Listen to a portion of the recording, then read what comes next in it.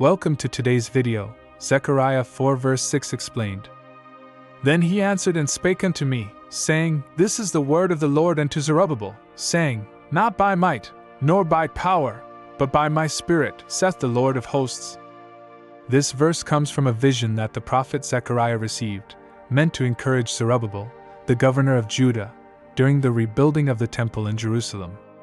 At the time, the people of Israel were facing strong opposition, discouragement, and limited resources. The task before them felt impossible. The Lord's message to Zerubbabel is both profound and comforting. God tells him that the completion of the temple would not come through human strength, political influence, or military force. Instead, it would be accomplished through the Spirit of the Lord. When God says not by might nor by power, He is pointing out that human effort alone will never be enough to accomplish divine purposes. Human might refers to the strength of armies, resources, or even human intelligence and determination. Power can refer to influence or personal authority. God makes it clear that none of these human tools will bring success in His work. But by my Spirit reveals the true source of victory. The Spirit of God is what enables believers to overcome obstacles, to endure trials, and to complete the work they are called to do. This Spirit is not a vague force but the active presence of God, guiding, empowering, and providing all that is needed. For Zerubbabel, this meant that the overwhelming job of rebuilding the temple would not be completed by his own skill or leadership alone. It would be finished because the Spirit of the Lord would make it happen.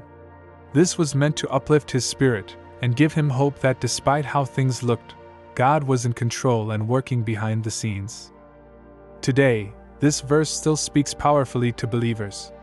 Often, we try to face life's challenges through our own strength. We strive harder, plan more, or rely on influential people. But spiritual victories are never won in human strength. God reminds us that we need to rely on His Spirit, not our might or our plans. This verse also helps us put our faith in God's timing and methods. Zerubbabel had started the temple work years earlier but saw very little progress. It would have been easy to quit. But God's message came right in time.